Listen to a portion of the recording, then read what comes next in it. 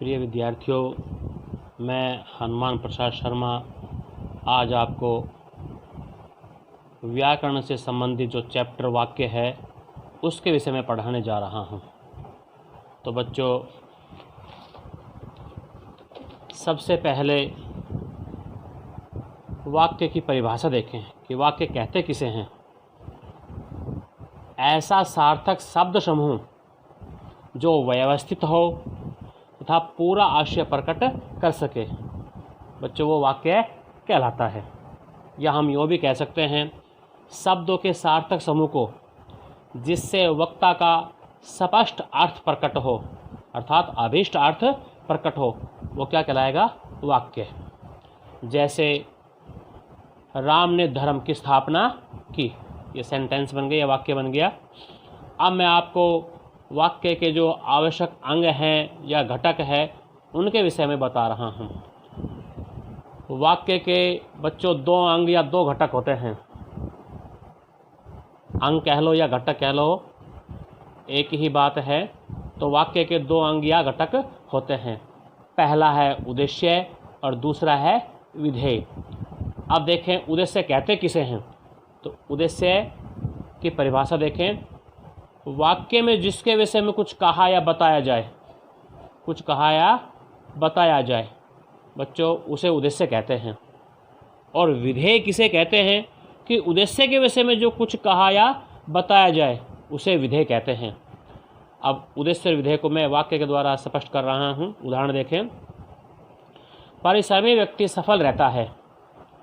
तो यहाँ इस पूरे वाक्य में किसके विषय में बताया गया है? परिश्रमी व्यक्ति के बारे में।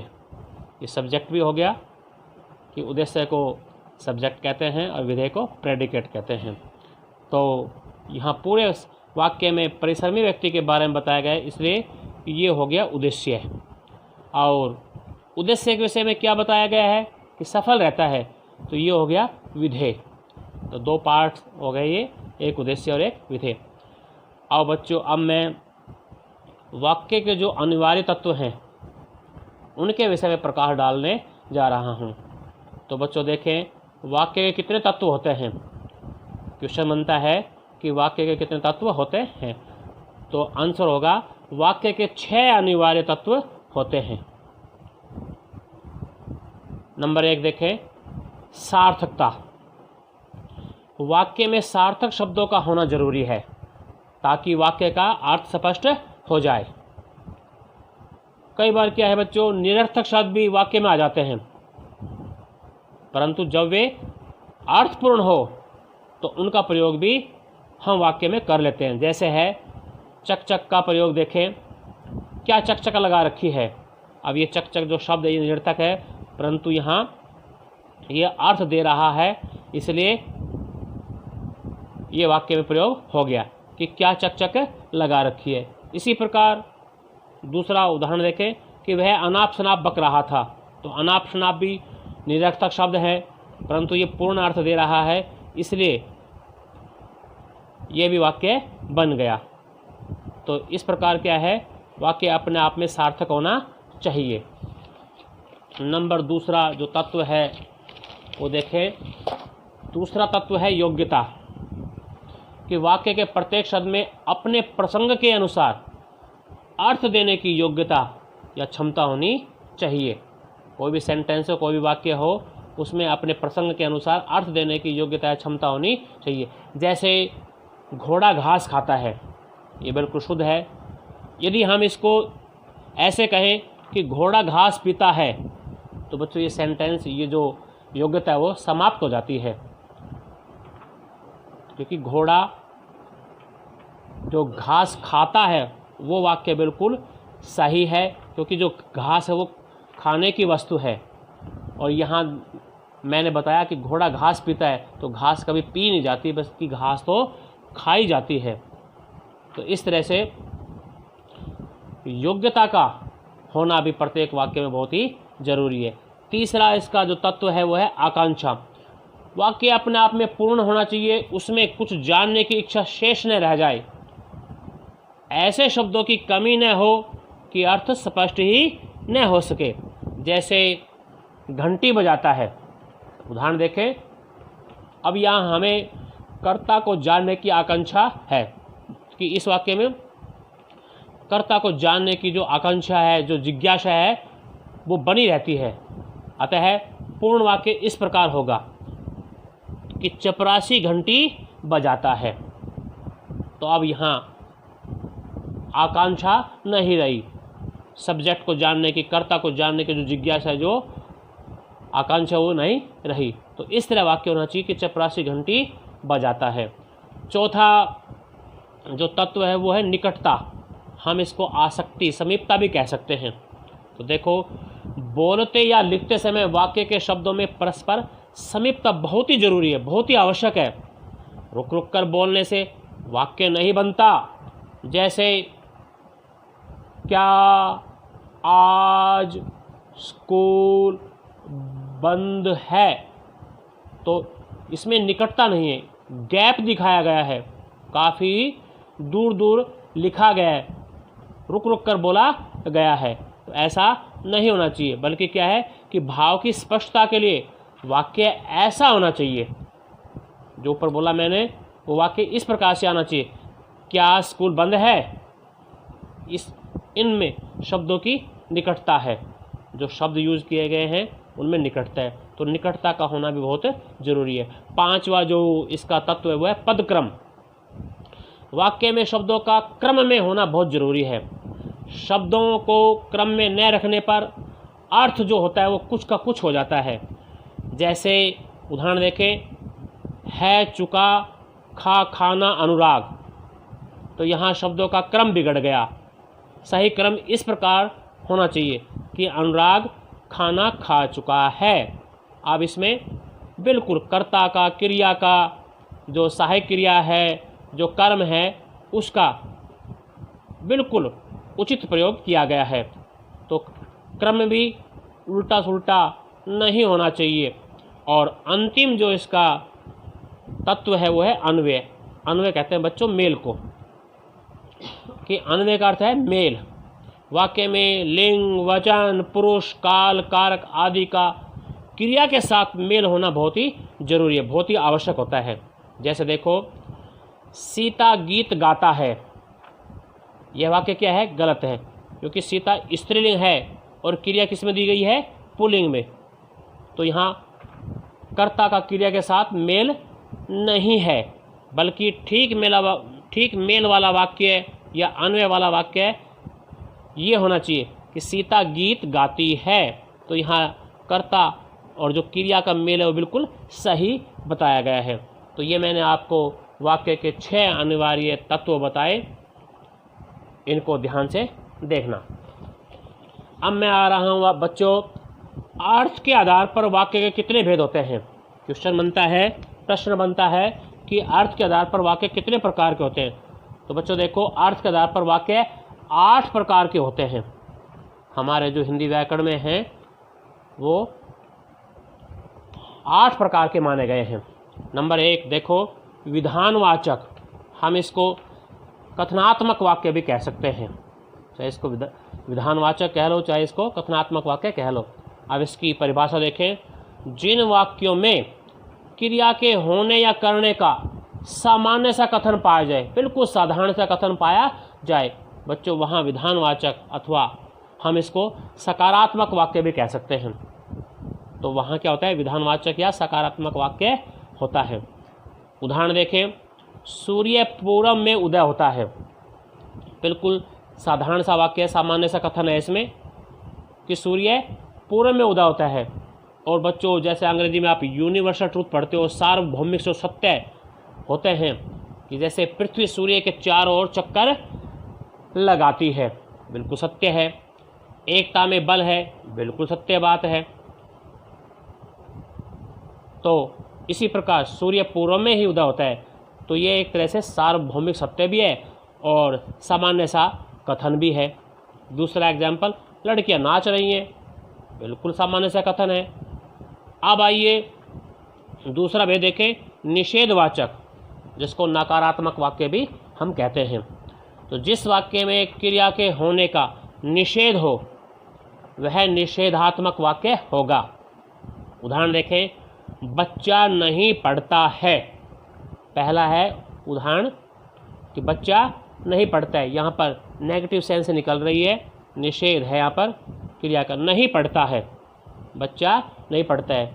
दूसरा देखें, खेलने मत जाओ, खेलने मत जाओ, तो यहाँ भी नकारात्मकता का भाव निकल रहा है। तो बच्चों निषेधात्मक वाक्य में वाचक जो वाक्य हैं उसमें न, नहीं और मत का प्रयोग होता है। न, नहीं, मत, इनका जो ये शब्द हैं इनका प्रयोग इसमें किया जाता है। अब आइए तीसरा देखें, आज्ञावाचक। हम इसको विधिवाचक वाक्य भी कह सकते हैं। तो देखें इसकी परिभाषा, जिन वाक्यों में आज्ञा, निर्देश, प्रार्थना, अनुमति आदि का भाव होता है बच्चों, उन्हें आज्ञावाचक वाक्य कहते हैं। जैसे एग्जाम्पल देखें, उदाहरण देखें कि अपना अपना काम करो, अपना अपना काम करो, तो इसमें आदेश का भाव है कि अपना अपना काम करो, ऑर्डर है, इसमें आदेश है। दूसरा देखें, कृपया आप बाहर बैठिए, कृपया आप बाहर बैठिए, इसमें प्रार्थना की गई है, प्रार्थना का भाव है। और आप खामोश रहिए, ये भी आदेश है कि आप खामोश रहिए। या हम ऐसे कह सकते हैं, तुम कक्षा से बाहर चले जाओ, हाथ ऊपर करो। तो इन वाक्यों में आदेश का भाव है, तो इसलिए ये आज्ञावाचक वाक्य कहलाएंगे। अगला जो भेद है वह है प्रश्नवाचक। तो जिन वाक्यों में प्रश्न किया जाए या प्रश्नात्मकता का भाव हो उन्हें हम प्रश्नवाचक वाक्य कहेंगे। जैसे देखो, तुम क्या करते हो, तो हम इस प्रश्नवाचक चिन्ह को देखते ही पहचान जाएंगे, क्योंकि प्रश्नवाचक चिन्ह दिए गए हैं, इसे पता लग जाएगा कि ये प्रश्नवाचक है, क्योंकि लास्ट में प्रश्नवाचक है कि तुम क्या करते हो, वह पढ़ने कब जाएगा, तुम्हारी घड़ी में क्या समय हुआ है, तुम कहाँ रहते हो। तो ये सभी वाक्य प्रश्नवाचक हैं। अगला भेद देखें, इच्छावाचक। पांचवा भेद है इसका, इच्छावाचक। तो जिन वाक्यों में वक्ता की किसी प्रकार की इच्छा, आशा, शुभकामना का या आशीर्वाद देने का वर्णन हो बच्चों, वहाँ इच्छावाचक होता है। जैसे उदाहरण देखें इसके, आज तो कहीं से रुपये मिल जाए। यहाँ कर्ता की इच्छा झलकती हुई नज़र आती है कि आज तो कोई हमें बर्फ़ी खिला दे, आज कोई हमें सिनेमा दिखाने ले जाए। तो इस तरह के वाक्य इच्छावाचक। इसी प्रकार जैसे शुभकामना है, ईश्वर तुम्हें दीर्घायु करे, या भगवान तुम्हें परीक्षा में सफल करे, मैं पढ़ना चाहता हूँ। ये कुछ एक वाक्य यहाँ मैंने लिखे हैं, ये सभी वाक्य इच्छावाचक वाक्य के हैं। अब छठा भेद देखें इसका, विस्मयादि बोधक। हम इसको उद्गारवाचक वाक्य भी कह सकते हैं। इसकी परिभाषा देखें, जिन वाक्यों में आश्चर्य मतलब विस्मय, हर्ष, शोक, घृणा, भय आदि के भाव व्यक्त हों उन्हें विस्मयादि वाचक या विस्मयादि बोधक वाक्य कहते हैं। और बच्चों ये ध्यान देने की बात है कि ये भाव अचानक ही वक्ता के मुख से निकल पड़ते हैं। जैसा चित्र देखेगा, जैसा माहौल देखेगा, जैसा वातावरण देखेगा, उसके अनुसार जो ये भाव हैं ये अचानक ही वक्ता के मुख से निकल पड़ते हैं। चाहे वो हर्ष का है, शोक का, घृणा, किसी का भी है, वो भाव अचानक ही वक्ता के मुख से निकल पड़ते हैं। जैसे उदाहरण देखें, हाय मैं मर गया। इसमें चिन्ह भी लगाया हुआ है, विस्मयादि बोधक चिन्ह यहाँ लगा हुआ है। इसको देखकर भी पहचान जाओगे, पहचानने में कोई ज़्यादा कठिनाई नहीं आएगी। हाय मैं मर गया। दूसरा देखो, ओह कितना सुंदर फूल है। तीसरा देखो, अरे सीता गा रही है, आश्चर्य हुआ, अरे सीता गा रही है। या अन्य वाक्य जैसे, वाह धोनी ने क्या छक्का मारा है, वाह विराट कोहली ने क्या छक्का मारा है। तो इस तरह के वाक्य विस्मयादि बोधक वाक्य कहलाएंगे। अब सातवां इसका जो भेद है वह है संदेहवाचक वाक्य। तो बच्चों देखो, जिन वाक्यों में कार्य के होने का संदेह या संभावना प्रकट हो या संभावना पाई जाए, वे वाक्य संदेहवाचक वाक्य कहलाते हैं।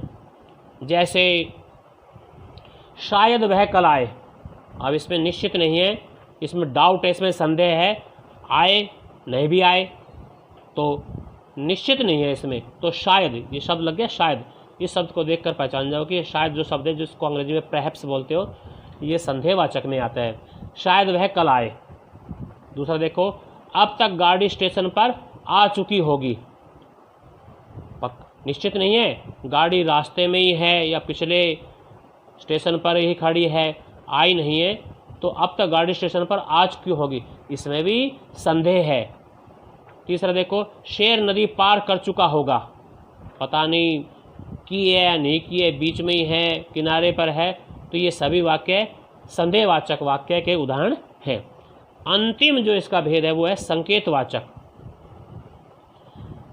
कि इन वाक्यों में किसी न किसी शर्त की पूर्ति का विधान किया जाता है, कोई ना कोई शर्त है उसकी पूर्ति का विधान किया जाता है, इसलिए इनको शर्तवाची वाक्य भी कहते हैं। और बच्चों ये बात ध्यान से देखें कि इन वाक्यों में एक क्रिया के दूसरी क्रिया पर निर्भर होने का बोध होता है। कहने का मतलब दूसरे वाक्य की क्रिया पहले वाक्य क्रिया पर आश्रित होती है, उस पर आश्रित होने का, उस पर निर्भर होने का बोध इसमें होता है। और इन वाक्य को हम हेतुवाचक वाक्य भी कहते हैं। अब इनके उदाहरण देखें। जैसे देखो, यदि तुम आओगे तो मैं भी तुम्हारे साथ चलूँगा।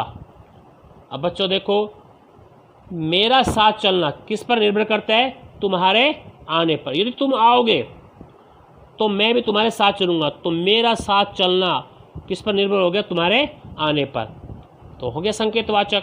इसी प्रकार अगर राम आ जाता तो मेरा काम हो जाता, तो मेरा काम होना, जो दूसरा वाक्य काम होना, ये किस पर निर्भर है? राम के आने पर। यदि राम आ जाता तो मेरा काम हो जाता, तो ये इस पर आश्रित है, इसलिए ये संकेतवाचक। तीसरा देखें, अगर उसने झूठ न बोला होता तो तुम्हारी नौकरी न जाती।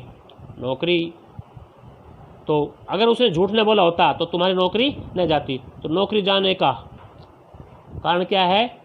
ऐसा ना हेतुवाचक वाक्य। तो नौकरी किस लिए गई? कि उसने झूठ बोला, इसलिए तुम्हारी नौकरी चलेगी। अंतिम देखें, अगर छुट्टियां हुई तो हम दिल्ली अवश्य जाएंगे। तो हमारा दिल्ली जाना किस पर निर्भर कर रहा है? छुट्टियां होने पर। तो वही है, दूसरे वाक्य क्रिया पहले वाक्य पर आश्रित निर्भर है, इसलिए ये हो गया संकेतवाचक वाक्य। तो